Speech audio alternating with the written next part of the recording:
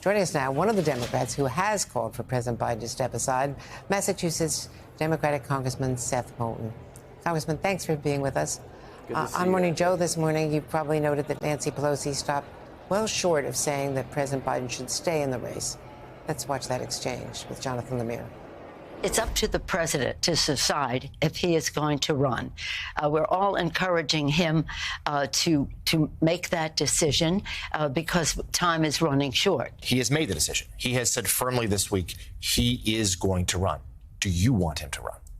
I want him to do whatever he decides to do. And that's the way it is. Whatever he decides, we go with. What is your read on the Speaker Emeritus' comments? Well, I think that she's being honest, that there's still a lot of uncertainty here and a tremendous amount of concern. So even though the president has said he's going to stay in the race, there are a lot of us on Capitol Hill and across America who are really concerned about whether or not he can win. And we all know how high the stakes are with this election.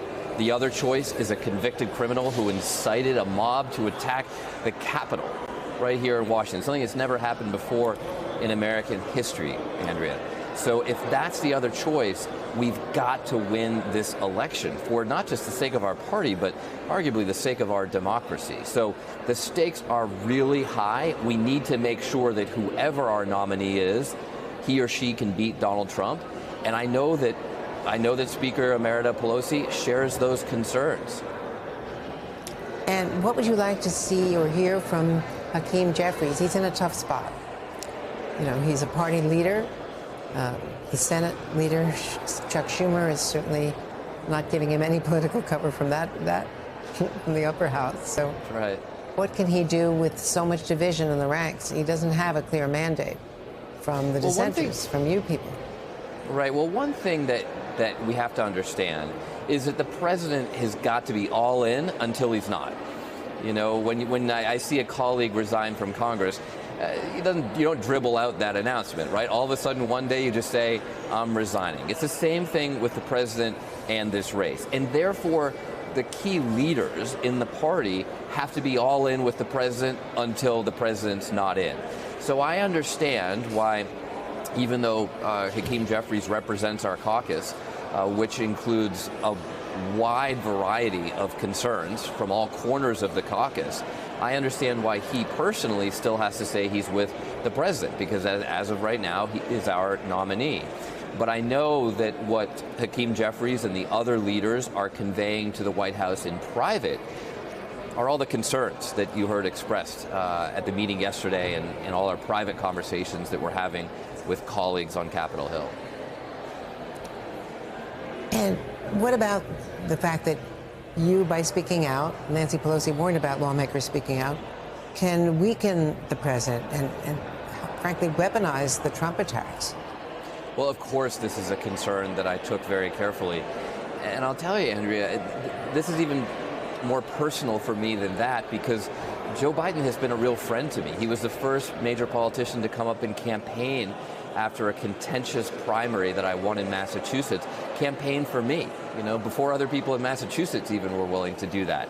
He used to have me over for breakfast at the vice president's house to mentor me as a new member of Congress. So I have a very personal relationship with the president, and it was a hard decision to get to this point of speaking out publicly. What I did first was speak to people in private, have conversations with the White House. But when over a course of several days that didn't seem to be going anywhere, I felt it was important to be honest with my constituents, with people who are asking for what my opinion was. But it wasn't an easy decision, and I know a lot of my colleagues are struggling with that right now. We don't want any negative consequences going forward. But the reality, as Senator Bennett said, is that right now we're on a path to losing. And when your strategy isn't working, you can't just double down on the strategy. You have to change your strategy. That's what we need right now at the top of the Democratic ticket. And one of your fellow Democrats, Congressman Pat Ryan of New York, a moderate Democrat, has just come out against the president staying at the top of the ticket in a telephone interview with the New York Times. So that makes the 8th by our count, considering that Jerry Nadler was out, but that he's back in. So that changes the count. In any case, it's still a minority coming out publicly. A minority coming out publicly, but not necessarily a minority behind the scenes.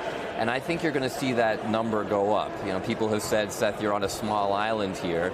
But I don't think people are getting off the island. I think more people are going to be swimming out to it because the reality is that we are very concerned. The stakes are so high.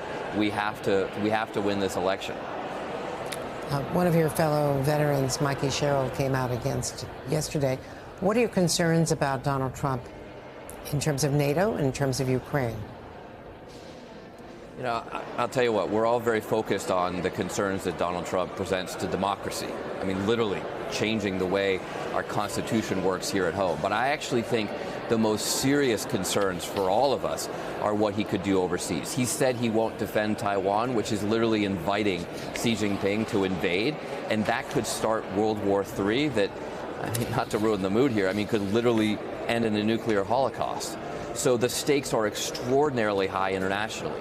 We know that Donald Trump will side with Putin, as he has in the past. He sided with Putin over our own intelligence committee when he was asked who he believes, right? And so this is a president who will side with Putin in the war over Ukraine. That puts all of Europe in danger. And if Putin gets the message that he can march through Ukraine, that this will work, that he can continue on to NATO countries, then we could see Americans at war in Europe for the first time in 75 years. So the stakes internationally could not be higher. It's why it's so important that Democrats win this election and defeat Donald Trump. Hey there, MSNBC fans. I'm Luke Russert, and be sure to join me, Rachel Maddow, Jen Psaki, Lawrence O'Donnell, Steve Kornacki, Joy Reid, and many more September 7th in Brooklyn, MSNBC Live Democracy 2024. Click on the link for ticket information. We will see you there.